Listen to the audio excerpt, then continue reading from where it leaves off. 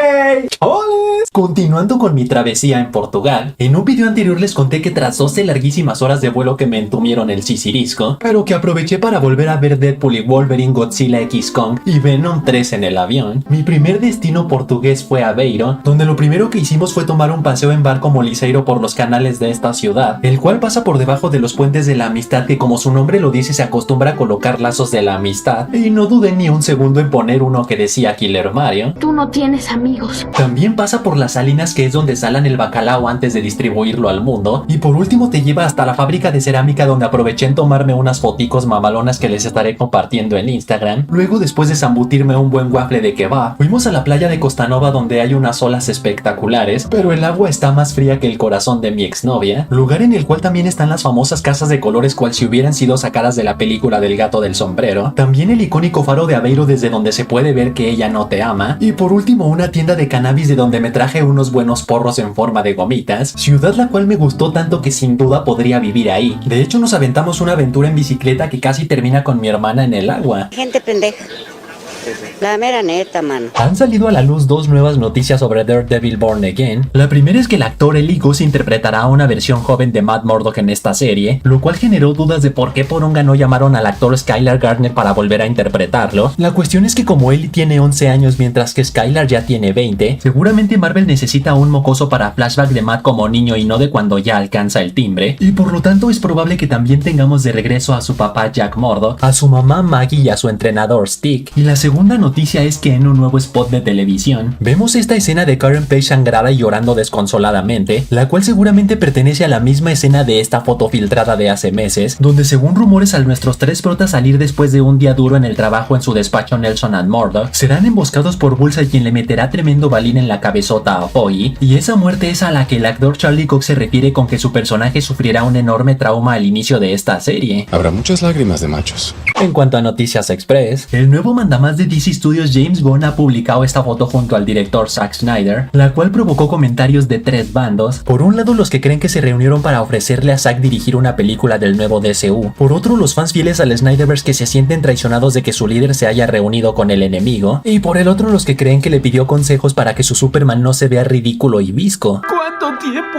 ¿Cuánto tiempo he sido feo, Patricio? Desde que tengo memoria. Fuentes de confianza aseguran que varios de los estudios más grandes de cine quieren boicotear el estreno de Narnia en cines, o sea el live action dirigido por Greta Gerwig y producido por Netflix, y esto debido a que estudios como Disney se verían afectados por dos motivos. El primero porque al estrenarse en formato IMAX en noviembre de 2026, o sea una de las fechas más peleadas por los estudios para estrenar sus películas, eso le quitará salas de cine a otros estudios que quieran estrenar sus películas en ese mismo formato. O sea que en resumen Netflix le comerá el mandado a otros estudios. Y el segundo motivo es porque los estudios tienen miedo de que Netflix empiece a meter poco a poco al cine, ya que tiene un enorme potencial de éxito, lo cual llevaría a tener que competir en cartelera contra sus películas, y por ello prefieren que se quede mejor solo en streaming. Respíralo. Eso es miedo. Y por último de las Noticias Express, los hermanos Russo confirmaron oficialmente que tanto Avengers Doomsday como Secret War se filmarán de forma simultánea, o sea que prácticamente igual que como fue el caso con Infinity War y Avengers Endgame, donde muchas escenas de Endgame fueron grabadas a la par de Infinity War y el resto una vez terminada la filmación. Así que prepárense porque una vez más nos dejarán durante todo un año con el Jesús en la boca sobre qué pasará con nuestros héroes, ya que seguramente volverán a perder en Doomsday contra Doctor Doom así como perdieron contra Thanos en su momento. Pero quien también tiene que preocuparse es el actor Tom Holland, ya que se le juntó todo el trabajo y tendrá que grabar prácticamente al mismo tiempo la Odisea de Christopher Nolan, Avengers Doomsday, Spider-Man 4 y Secret Wars una tras otra y sin descanso, pero al menos la millonada que se va a meter lo compensa. ¡Llueve dinero! Y ahora sí, la noticia estelar. El recién lanzado cómic de la TVA número 3 armó tremendo revuelo en redes, ya que reveló la duda eterna de qué concha pasó con Wanda al final de Doctor Strange 2 en el multiverso de la locura. Pero ojo, es clave dejar en claro que desde que este cómic fue anunciado por el propio Kevin Feige, mencionó que sería 100% canon en el UCM, al igual que el de Fury's Big Week, que contó lo que sucedió con el líder después del increíble Hulk. Canonicidad la cual ayer mismo fue confirmada por el artista de este cómic, por lo que todo lo que estoy a punto de decirles es 100% oficial. ¡Ay, qué interesante, Marge! Cuéntamelo todo. cómic el cual empieza ambientado inmediatamente después de la temporada 2 de Loki, donde los nuevos líderes de la TVA, Mobius, Sylvie, la agente B15 y Ouroboros sufren un extraño incidente, el cual es que un ser con una sombra y una capa idéntica a la de Loki deja en coma a nuestro pobre Mobius, por lo cual al el resto del equipo investigar la situación. La Spider-Ghost de Gwen Stacy recuerda un sueño de cuando estuvo en el infierno, el cual va más allá de un simple déjà vu, ya que todo lo que está sucediendo en realidad ella ya lo había soñado, tanto que hasta el código secreto de una puerta resulta ser el mismo que vio en su sueño, puerta la cual lleva a una sección oculta de la TVA llamada Departamento de Aplazamiento, en donde tienen criogenizados a los seres más peligrosos que han atentado contra el multiverso, y sorprendentemente uno de ellos resulta ser nada más y nada menos que nuestra Wanda, quien tiene puesto exactamente el mismo traje que llevaba al final del multiverso de locura, e incluso sus dedos negros por la corrupción del libro Darkhold. ¡Nadie toca a mi vulva! Y ojo, varios insiders salieron a decir que Marvel añadirá un nuevo concepto al tema de los seres Nexus, ya que a diferencia de los cómics donde su poder es tan inconmensurable que pueden alterar la realidad y la probabilidad, en el UCM implementarán que las acciones de cualquier ser Nexus pueden desestabilizar el multiverso hasta el punto de su destrucción, que en el caso de Wanda, al haber deambulado entre dimensiones, asesinado a los Illuminati y destruido todos los Darkholds del multiverso, estas acciones crearon una ramificación oscura, por así decirlo, la cual poco a poco va consumiendo a las demás hasta que la sagrada línea quede totalmente seca, y por lo tanto nuestro loquillo también.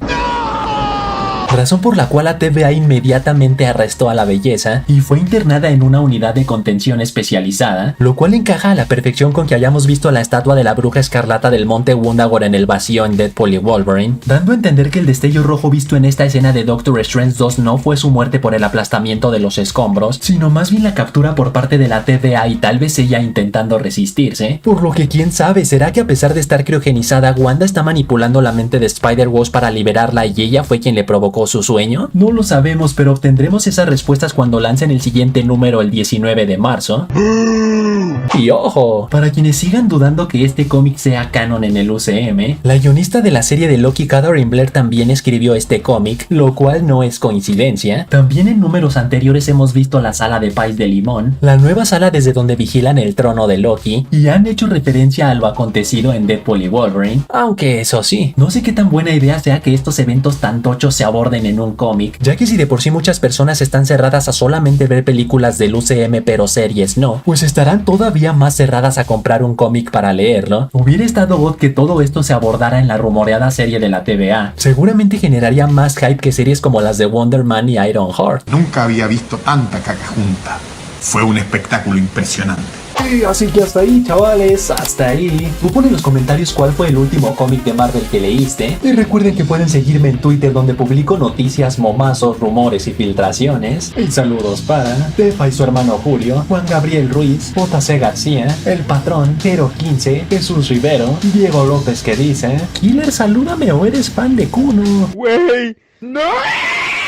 Y Arcadi Manuel que dice: Killer, pásame el teléfono de tu hermana. ¿Cómo te atreves? Así que ya saben, manténganse fuertes, sueñen en grande, rápala duro. Y nos vemos la próxima.